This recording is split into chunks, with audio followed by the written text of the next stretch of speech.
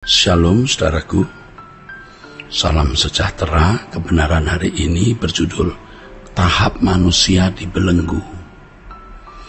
Alkitab mencatat saat-saat berbahaya ketika manusia hendak jatuh dalam dosa sebagai berikut. Perempuan itu melihat bahwa buah pohon itu baik untuk dimakan dan sedap kelihatannya, lagi pula pohon itu menarik hati karena memberi pengertian. Lalu ia mengambil dari buahnya dan dimakannya dan diberikannya juga kepada suaminya yang bersama-sama dengan dia, dan suaminya memakannya. Seharusnya manusia cukup berkata tidak dengan tegas tanpa ragu sama sekali terhadap yang Allah sabdakan. Artinya seharusnya manusia cukup berkata tidak dengan tegas tanpa ragu sama sekali terhadap yang Allah sabdakan. Tetapi Hawa telah meragukan Allah sehingga Hawa meluangkan waktu untuk melihat buah yang terlarang tersebut. Ini adalah tindakan bodoh yang mengawali kejatuhannya ke dalam dosa atau pemberontakannya kepada Allah, yaitu dengan melihat buah pohon itu dan mulai mempertimbangkan bahwa buah pohon itu baik untuk dimakan. Nah, dalam Alkitab tertulis begini, perempuan itu melihat bahwa buah pohon itu baik untuk dimakan. Seharusnya Hawa tidak perlu mempertimbangkan sama sekali apa yang dikatakan ular. Artinya harus memiliki resistensi yang absolut, mutlak, dan radikal. Tidak. Ya, tidak. Tetapi sayangnya Hawa terbujuk. Menjadi persoalan yang harus kita perkarakan adalah bagaimana Hawa bisa tahu bahwa buah itu baik untuk dimakan. Tentu hal ini akibat input atau masukan dari ular yang telah didengarnya. Ular berkata, "Sekali-kali kamu tidak akan mati, tetapi Allah mengetahui bahwa pada waktu kamu memakannya, matamu akan terbuka dan kamu akan menjadi seperti Allah, tahu tentang yang baik dan yang jahat." Wah, ini dusta, saudara. Apa yang dikatakan ular merupakan kebalikan dari firman Allah, yaitu bahwa kalau Adam dan Hawa makan buah yang dilarang, maka mereka akan mati. Ini kebalikan. Ular berkata tidak akan mati. Jadi perkataan ular ini memang benar-benar bertentangan dengan Allah. Mestinya Hawa tidak mempertimbangkannya sama sekali. Mempertimbangkan perkataan kuasa gelap ya berarti memberi penghargaan kepadanya, dan hal ini menjadi pintu gerbang kejatuhan manusia ke dalam dosa, saudara. Ini pintu gerbang kejatuhan manusia ke dalam dosa. Ketika Hawa mempertimbangkan apa yang dikatakan oleh ular, maka pertimbangan itu melahirkan keinginan untuk mencoba melakukan sesuatu walaupun bertentangan dengan kehendak Allah.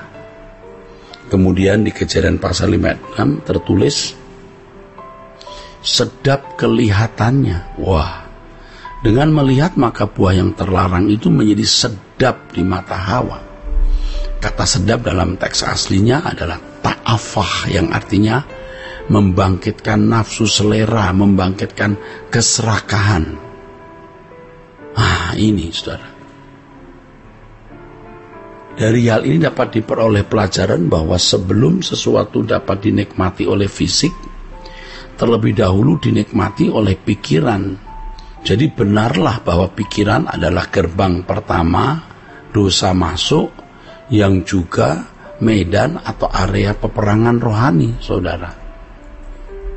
Selanjutnya buah dari pohon tersebut, kata Alkitab nih, menulis begini, menarik hati karena memberi pengertian. Loh, mengapa sampai bisa menarik hati? Kata menarik dalam teks aslinya, hamat, artinya mengingini, desire, take pleasure in, delight in, jadi mengingini dengan kuat atau mendambakan.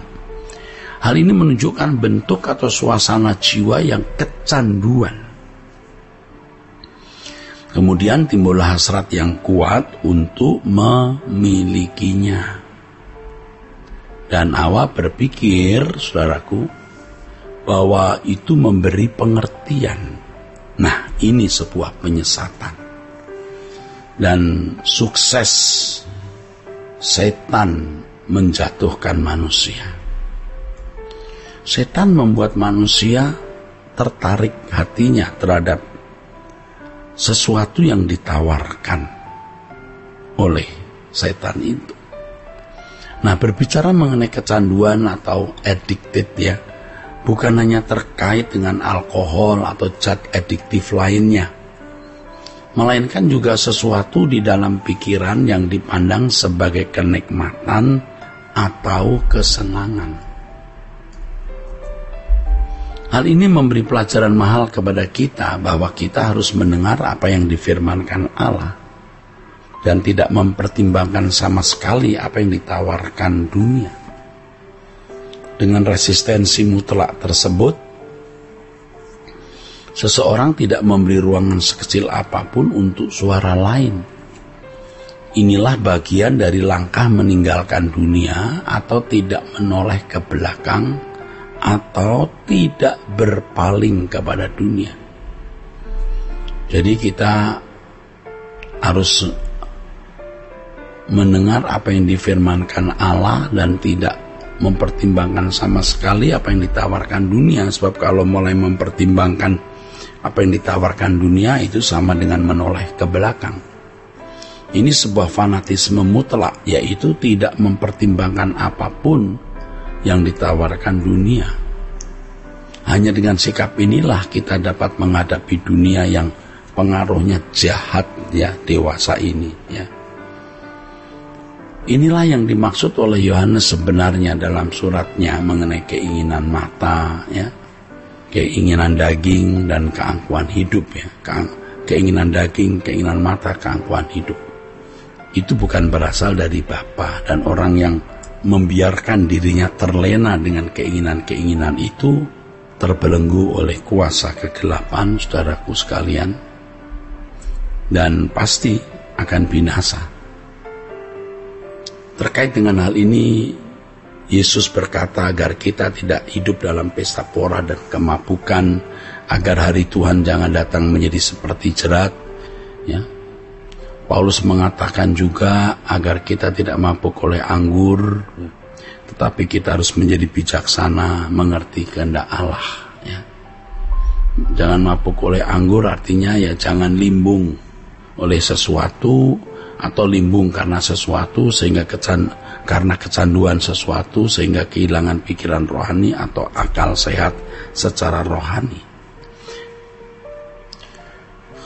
Hawa melihat lalu mempertimbangkan, wah, buah itu memberi pengertian itu. Nah, pengertian itu dalam teks aslinya sakal. Kata ini sebenarnya berarti menjadi bijaksana, berhati-hati atau memahami dengan bijak. Tetapi kata sakal itu tidak sama dengan hokmah. Kalau hokmah itu hikmat, kebijaksanaan, dan ini lebih diperuntukkan bagi Allah yang padanannya adalah sophos atau sophia.